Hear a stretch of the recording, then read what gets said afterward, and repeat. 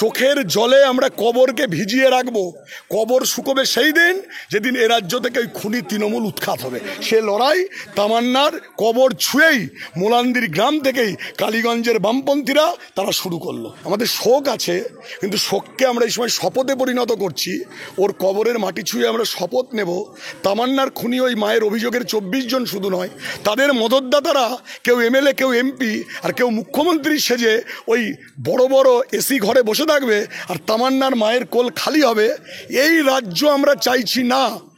আসলে নির্বাক কথা বলার মতো পরিস্থিতি নিশ্চিতভাবে আমাদের নেই। তামান্না তার পরিবারের বা তার একটাই অপরাধ যে তার পরিবার সিপিআইএম করত, গণতন্ত্রের পক্ষে ছিল, ধর্মনিরপেক্ষতার পক্ষে ছিল। সদ্য উপনির্বাচন হলো, আপনারা উপনির্বাচনের কথা বলেছেন। সেই উপনির্বাচনে এখানে রাজ্যের বিরোধী দলনেতা এসেছিল এই কালীগঞ্জের মাটিতে, তামান্নার মাটিতে।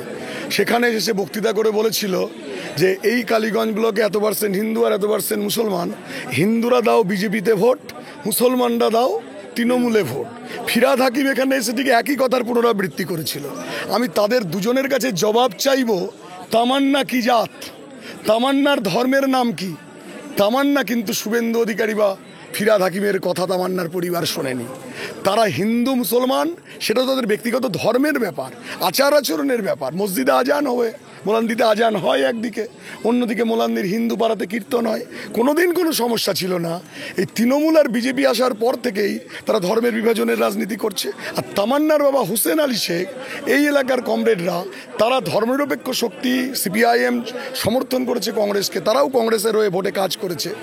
যখন ভোট গণনা চলছে 1, 2, 3, 4, 5 রাউন্ড করে এগোচ্ছে, খবর আসছে যে তৃণমূলের মমতা ব্যানার্জির অনুপ্রেরণার প্রার্থী, অভিষেক ব্যানার্জির আশীর্বাদের প্রার্থী, তারা এই ভোটে জিতছে। এই জেতার খবর যত গ্রামে আসছে, গণনা কেন্দ্রের বাইরে লিক হচ্ছে, তত উন্মাদনা বাড়ছে, উল্লাস বাড়ছে। মোলান্দি একটি স্পর্শকাতর এলাকা। পুলিশ বলছে ভোটের দিন এখানে যেভাবে তৃণমূল কংগ্রেস অবৈধ জমায়েত করেছে, আপনারা মিডিয়ায় দেখেছেন। বারবার আমাদের কমিশনকে অভিযোগ জানাতে হয়েছে, কমিশন এসে এখানে তৃণমূল দুর্বৃত্তদেরকে সরিয়ে দিয়েছিল। তার মধ্যে দাঁড়িয়েও মোলান্দি গ্রামে ভোটের পরের দিন, গণনার দিন, কোনো নিরাপত্তার ব্যবস্থা সেখানে করা হলো না। পোস্ট পোল ভায়োলেন্স, তৃণমূলের বিজয় মিছিলের নামে আসলে জল্লাদের নারকীয় উল্লাস মোলান্দি কালীগঞ্জ প্রত্যক্ষ করলো।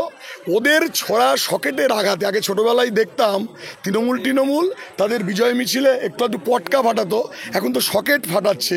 মায়ের কোল খালি হলো। ওই যে আপনার মুখ্যমন্ত্রী, তার নাম তো মমতা, তো মমতা শব্দটার মানে তো স্নেহ, মায়া, ইংরেজিতে দয়া, কাইন্ড এসব বলে। তা তিনি কি উত্তর দেবেন? এই মায়ের খালি কোলকে কি উত্তর দেবেন? আমাদের ভাষা নেই, আমাদের শোক আছে, কিন্তু শোককে আমরা এই সময় শপথে পরিণত করছি। ওর কবরের মাটি ছুঁয়ে আমরা শপথ নেব, তামান্নার খুনি ওই মায়ের অভিযোগের 24 জন শুধু নয়, তাদের মদতদাতারা কেউ এমএলএ, কেউ এমপি, আর কেউ মুখ্যমন্ত্রী সেজে ওই বড় বড় এসি ঘরে বসে থাকবে আর তামান্নার মায়ের কোল খালি হবে। এই রাজ্য আমরা চাইছি না। চোখের জলে আমরা কবরকে ভিজিয়ে রাখবো। কবর শুকোবে সেই দিন যেদিন এ রাজ্য থেকে ওই খুনি তৃণমূল উৎখাত হবে। সে লড়াই তামান্নার কবর ছুঁয়েই মোলান্দির গ্রাম থেকেই কালীগঞ্জের বামপন্থীরা তারা শুরু করলো।